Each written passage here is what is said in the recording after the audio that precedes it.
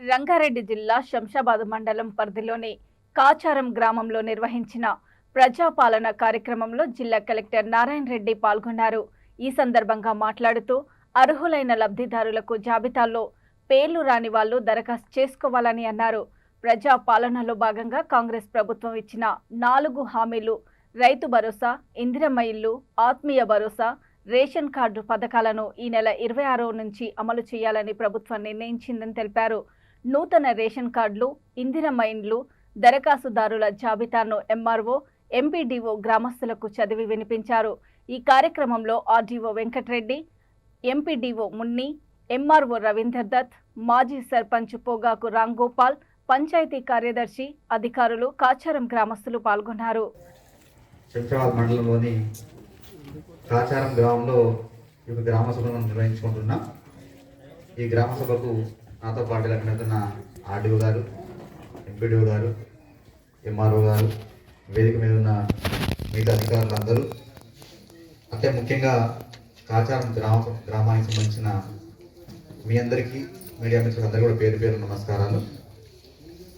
తప్పకుండా మీ డౌట్లన్నీ నేను క్లారిఫై చేస్తాను అనుకుంటున్నాను. మొదటగా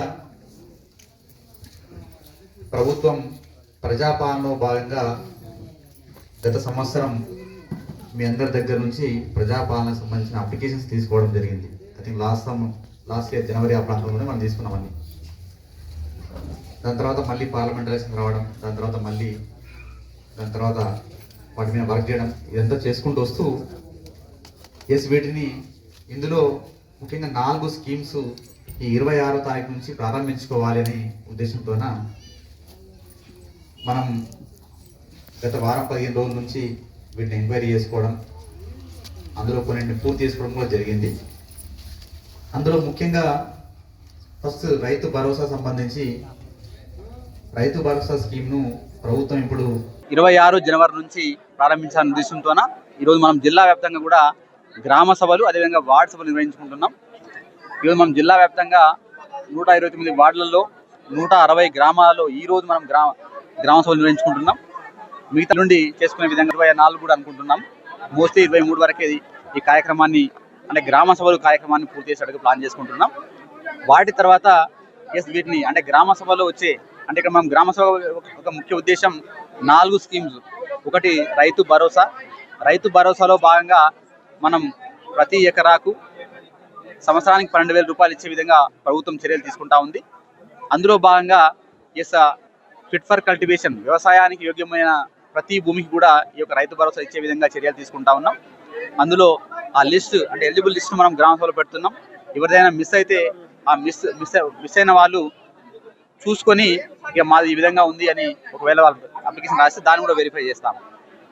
అదేవిధంగా ఎక్కడైనా ఒకవేళ మా వాళ్ళు ఎలిజిబుల్ కాని వాళ్ళని పెట్టినా కూడా దాన్ని కూడా వెరిఫై చేస్తాం. సో ఇది రైతు భరోసా. అదేవిధంగా ఇందిరమ్మ ఆత్మీయ భరోసాలో భాగంగా రైతు కూలీలకు, అంటే భూమి లేని రైతు కూలీలకు సంవత్సరానికి 12,000 రూపాయలు ఇచ్చే విధంగా చర్యలు తీసుకుంటుంది. అందులో మనకు ఎన్ఆర్జీఎస్లో 20 రోజులు పనిచేసిన కుటుంబం దీనికి అర్హత ఉంటుంది. సో వాటి యొక్క లిస్ట్ కూడా పెట్టడం జరుగుతుంది. దాంట్లో కూడా ఎవరికైనా ఒకవేళ డౌట్ ఉంటే ఇక్కడ అప్లికేషన్ ఇవ్వచ్చు. మూడవది ఇందిరమ్మ ఇండ్లు. ఇందిరమ్మ ఇండ్లకు సంబంధించి మనకు రీసెంట్గా జరిగిన సమగ్ర సర్వేలో దరఖాస్తు తీసుకొని వాటిని ప్రాపర్గా వెరిఫై చేస్తాం. అందులో అర్హత ఉండి ఇంటి స్థలం లేని వాళ్ళు, అర్హత ఉండి ఇంటి స్థలం ఉన్న వాళ్ళు, ఈ విధంగా కేటగిరీ 2 లిస్టులు మనం పబ్లిష్ చేసి ఉన్నాం. దాంట్లో వాళ్ళు ఇంకా ఏమైనా మిస్ అయిన వాళ్ళు కానీ, లేదా ఉన్న వాళ్ళు ఏమైనా ఎలిజిబుల్ లేని వాళ్ళు కానీ, లేదా అవుట్ సైడ్ ఉన్న వాళ్ళు అవుట్ సైడ్ లేదని పడ్డది, అవుట్ సైడ్ లేని వాళ్ళు ఉన్నదని పడ్డది కూడా వాటికి సంబంధించిన అప్డేషన్ మనకి ఇస్తే